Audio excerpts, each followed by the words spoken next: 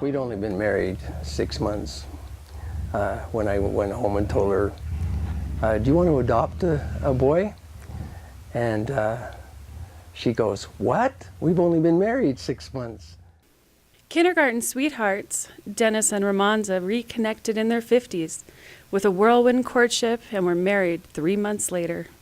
Their lives were changed irrevocably, but this was just the beginning. I was born in Honduras in 1997. I don't know a lot. I was really little. When he was 2 years old, Hurricane Mitch hit the tiny country with a vengeance. Jordan's family was swept to sea, and little Jordan was found amongst the rubble. Jordan was adopted by a pediatrician and his wife. They brought him to the United States on a medical visa. Over the years, the situation didn't work out, and Jordan found himself in foster care. After that, I just had some problems at home and stuff, so that first home didn't work out. So I went into foster care my first time when I was about 9. Life was pretty frustrating. It wasn't all that great at that time. During foster care, I've had a lot of people introduce me to different things, teach me different skills. One of the things that I got started into was basketball. I was kind of on and off during basketball because I moved a lot, different foster homes, different placements. When one of my caseworkers came to me and asked me about adoption, I wasn't thinking about it at that time. I was so much older. And she's like, well, let's give it a try. So I started looking into it, and I went into this foster agency called CTA, which they were amazing, and that's where I met my dad, Dennis. We gave reprieve for the foster parents, and he was one of the people that came into the program, and very first off they assigned me to him, and we hit it off just perfect. So Dennis came into my life. I guess he barely started one day, and I was coming out of the hall, and I saw him in his police uniform or whatever. I guess he's getting off from his other job, and I just started talking to him, and we just started having conversation about fishing and stuff. So the cool thing was the day I came back was I found out that he was going to be assigned to me. So I got to work with him pretty much the rest of the time while I was there. We went fishing. He loved to go fishing. He loved to play games, and I played games with him on the Nintendo, and we just got to know each other and better and better. And during that time, we were still looking to adoption, and they were looking for homes for me. And I already had a lot of people looking into me and stuff like that. And I didn't know this, but I guess he did go to home to his wife, and he asked what he thought about adoption. Dennis had already told me a lot about him, so I kind of knew what to expect, but just seeing him, my heart just really was swelling. He needed a family, and that's the main thing that I went home and talked to my wife about. I said, he needs a family. He needs somebody that he can call his own. He'd been in and out of foster care for, a long time. But when I met Jordan for the first time, there was no question. I knew I wanted to do it. I was very excited because I got the big news. He took me to dinner, and we talked about it. I was very excited at that point. Even before he moved in, we just went for it, and we went to every practice, and we were there with him. And then they had a tournament like a few weeks, about 2 or 3 weeks before he moved in, and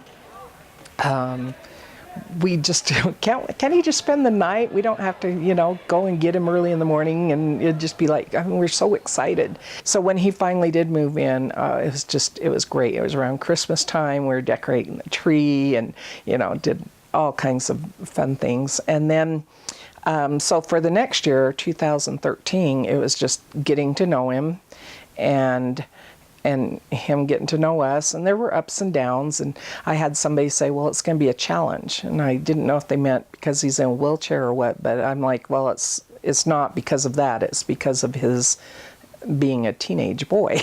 That was mainly the challenge right there. It gave him the family that he could call a family, and that's why I wanted to adopt him. I wanted to give him a permanent family that he could call his own. At first, I never even thought I was going to be adopted, so I had different plans before then. And kind of the one thing, like I said, was basketball. It kept me going. Jordan had a new family to call his own. He also had another family in wheelchair basketball. I consider our team very family related. We're all like a family. We're very close to each other. We can laugh, tease each other, and it doesn't hurt any of us. And I think that's very cool because I have to say not a lot of teams are like that. And I have to say we're one of those teams that we're just one really big happy family. It's important to have camaraderie on the field. They talk to each other, they joke and they laugh and they have fun with each other. It's a fun thing, but they're serious too. There's a part of that basketball that's serious. They want to win. We do have to travel out of state. We're competitive teams all around this United States, so we go around mainly because we don't have like, you know how like high school teams, there's a team for each high school. Wheelchair basketball, we don't have that, and there really isn't that. There's like one team for the whole state of Utah or the whole state of California or whatever, and we all have to come and be on that one team, so we all have to travel to these different states just to play. It costs money to do this, lots of money, so we do fundraising to be able to travel. Sometimes it's even hard for some kids with different disabilities. It's hard to travel like that on planes and do all that stuff because they need the attention all the time of like a grown-up or someone to help them. You just don't realize how much they've been through, and a lot of them, you know, they don't deserve it, but it's their lives. And I think as an able-bodied person, you don't see that. Life is about what you want out of it. It is about the fight that you're willing to put in it. It doesn't matter if you're in a wheelchair or if you're walking. You will get whatever you want out of life. It's about the fight that you have within. You could see, even when the newer kids come into basketball, they're kind of, you know, they kind of feel like they're not like the others, and they just kind of are shy, and not all of them, but, you know, some of them. And then they get around other kids that have similar issues or whatever, and hey, you know, they don't feel so isolated and alone. We can't stand up, but we can stand out. We have our blood family, and then you have your team family. And there's a level of support that these kids have with each other because there's similarities. When we go do fundraisers and we go put ourselves out there, that shows everybody that what we're doing, like what we're trying to show people that, look, just because we're in a wheelchair doesn't mean we can't play sports or go off to college and stuff. It just means we might do it in a little bit different way.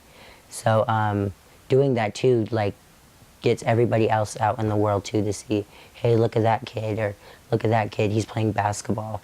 And then they go tell their friends, and they tell their friends, and they're like, hey, I know this kid who plays basketball. And it's just a really good thing because then it shows everybody else there's not only one way to do something, there's other ways to do it too. Basketball is very important to me because it's my, how to say this, it's kind of my everything. It's what pushes me to do everything that I want to do. It has many rewards with it, and then many responsibilities to it too. It's hard to stay old. I mean, I feel old, but sometimes I'm like, how can I do this at my age? But he keeps me going. It's important for the parents too to keep their children like Jordan happy and involved in basketball, and it's just that. It's just setting goals and obtaining those goals, and that's what Jordan's doing this year. I need to keep good grades. We have to be committed. We got to be there every day. We need to work as a team with each other, even that's on and off the court. Sometimes it's kind of stressful because sometimes we miss more than a day's worth of school too, and that can be hard on some of the kids. As like juniors or seniors or like me, it's kind of, you don't want to miss any days because, you know, it could like bring you down, you have assignments due or something. His grades have went from very low grades. He's got straight A's now, and he's got a goal? I want to go to college. I want to go to the University of Texas, Arlington. When I went to Texas, and I've already been in contact with the coach there, we have a really good relationship.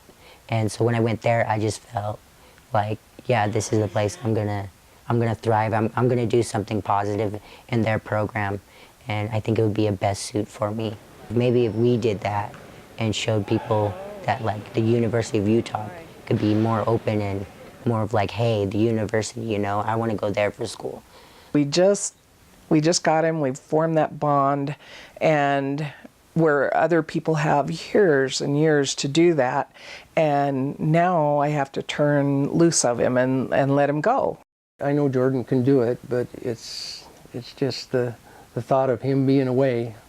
It might be too late for Jordan, but there are other individuals that it would be great for. And you know, how awesome would that be if Jordan can, after he gets his education, he might even can be a coach someday, you know, for one of the University of Utah teams. I would have to say that basketball has been my huge support system, really, and then family now, and just coaches and just all the people around me that have helped support me.